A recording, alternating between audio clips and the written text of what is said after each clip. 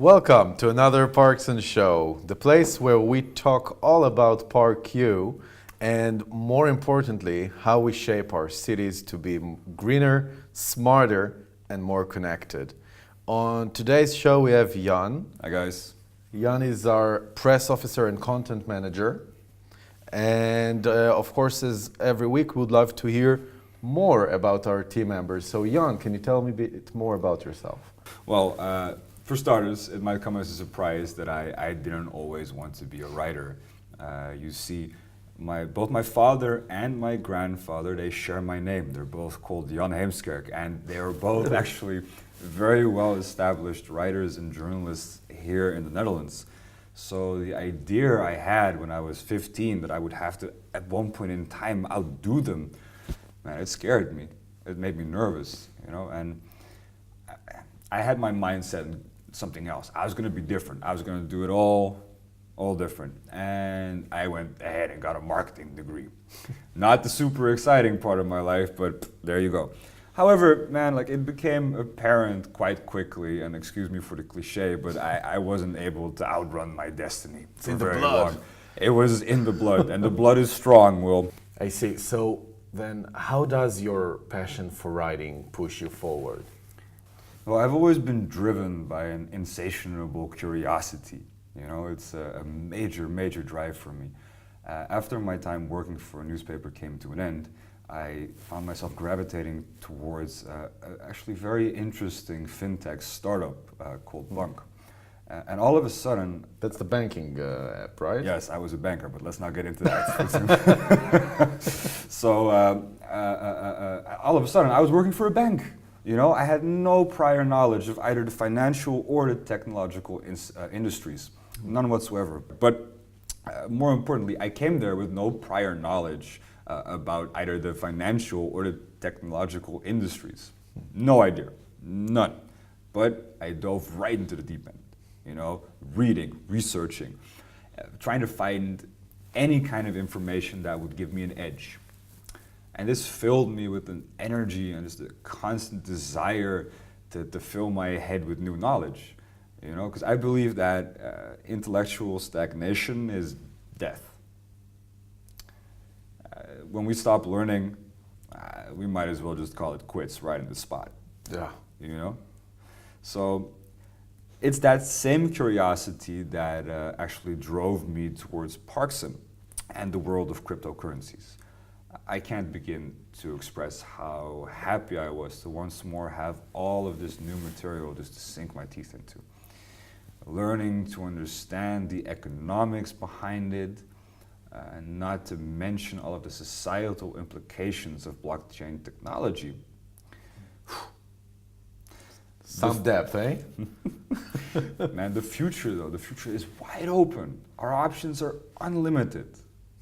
Legacy institutions are taking notice and they're scared. Man, the fact that all of them are nervous, that fills my rebel heart with excitement and anticipation. So then how do you view the difference of working at the front lines, I would guess, of journalism to being on the quote-unquote other side of the equation? I don't think there's that much of a difference. You know, in the core of things, I stick to the same principles that I stuck to when I was still working as a journalist.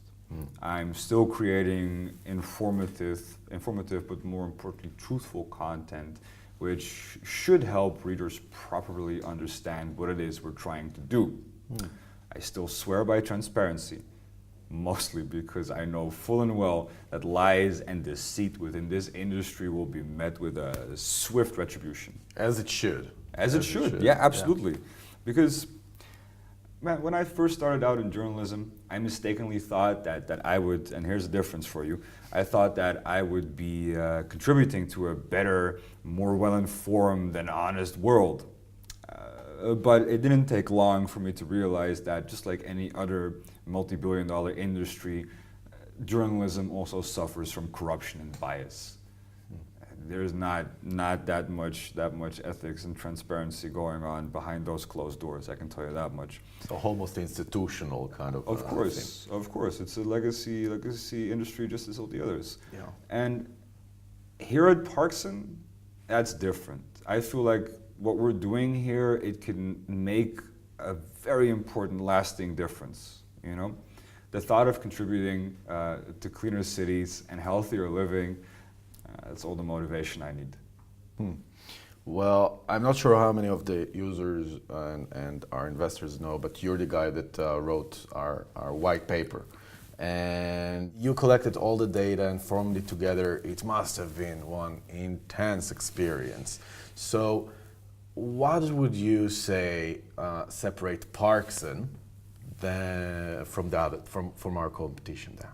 So what I think makes us stand out is that we are so much more than just a peer-to-peer parking app. You know, we are trying to create a platform, a whole ecosystem that revolves around green, sustainable, smart, and connected solutions. It's the whole deal, the whole 9 yards. And as opposed to most of these peer-to-peer parking apps, which are trying to cut out governments, we actually have plans on working together with them in order to stimulate global adoption of blockchain-driven solutions. By starting small and working closely with municipalities, we believe that citizens will feel more and more at ease about crypto transactions in real-life situations.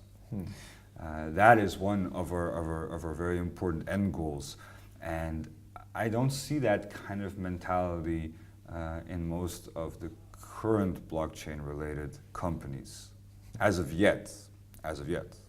Yeah, all the government blockchain. Well, it's mostly the adoption.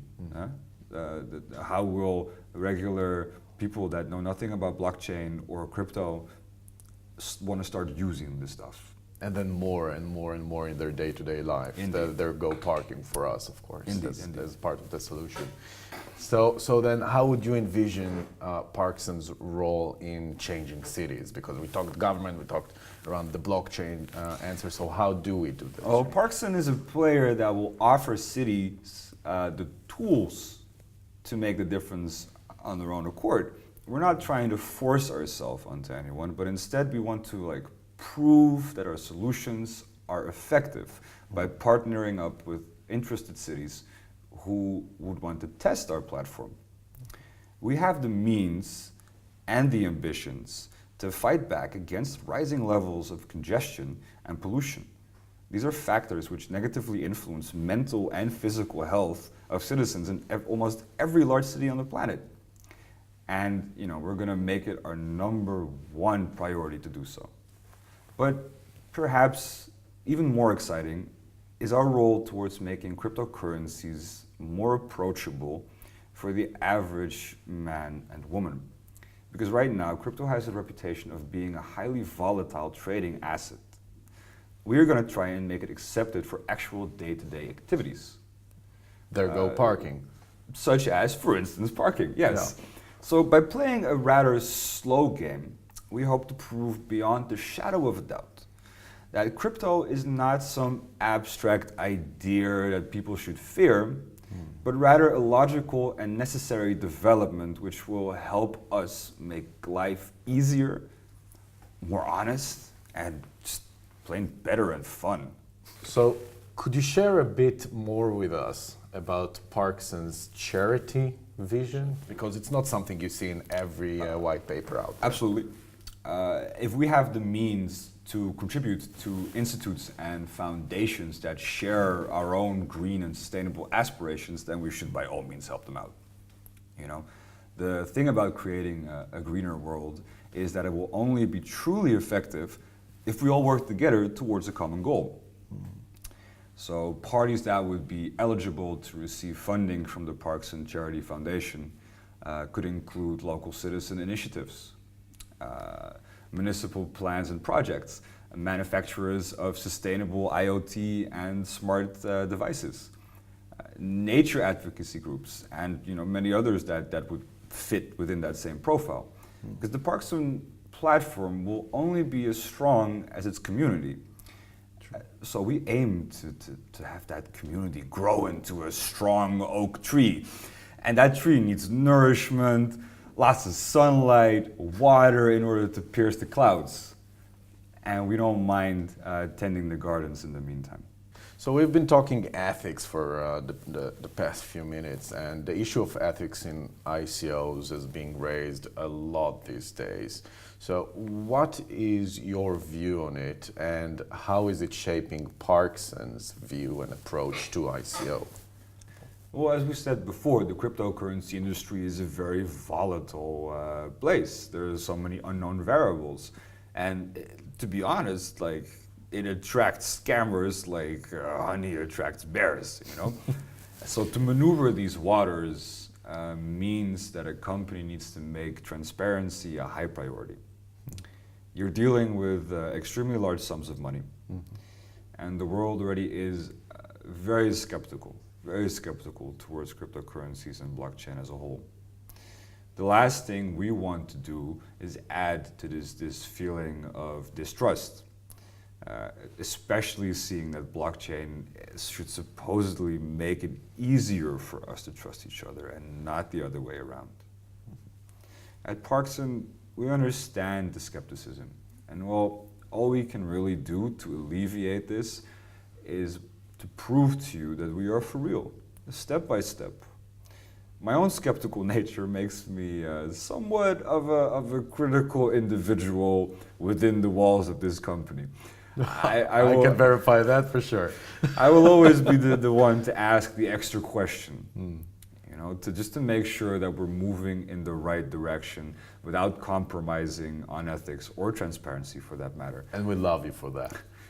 Part of my job is also to make sure that you know, our users and investors are always provided with the most recent and accurate information. Well, it is critical, and you know, some of the information that when we look out there and the feedback we get, especially from users, is that they really want that transparency. And while advocating transparency, for us in every show, as you know, it's critical to bring your questions here. Please. So we could tackle them and answer in the most transparent way possible. So one question that, the first question that we got is, when will I receive my tokens? Well, you know, the distribution of tokens is a difficult process. So depending on how many we sell and to whom, we're going to have to go through a certain procedure to make sure that everything goes according to SEC regulations and law. Now, it's very important to keep in mind that this could take a while, depending on the regulations that are currently in place. Now, we want to make sure that there are no chances of tokens coming in the hands of wrong people. So again, we will have to do our due diligence. However, as it stands now, we will start distributing tokens to everyone who has participated in a pre and public ICO sale a month after the ICO. So our last question for this session is, what exchanges is Parksen listed on? We are working really hard, guys, on getting PARQ, the token, on the best possible exchanges out there. But you got to bear with us. We're in touch with plenty of good players who will ultimately contribute to the good health and the future potential of the Parksen platform. Due to regulations, however, we cannot speak on these parties before it is being confirmed. But you have my promise that as soon as we know for sure, we will have our social media manager, Mark, come up with a flamboyant way of bringing this to the world, and you will be the first to know. Well, we will make sure that Mark will, of course, talk about it, hopefully himself at a certain point, and he will bring it pretty hard. So, thank you, Jan, for the time that you gave both of us and our clients and investors. It was a pleasure. Of course, thank you all for joining us, and we really hope to see you next time. And of course, don't forget, every PARQ you get shape our world for the better. This was fun, Will. Thank you. Thank you. Until next time. Until next time.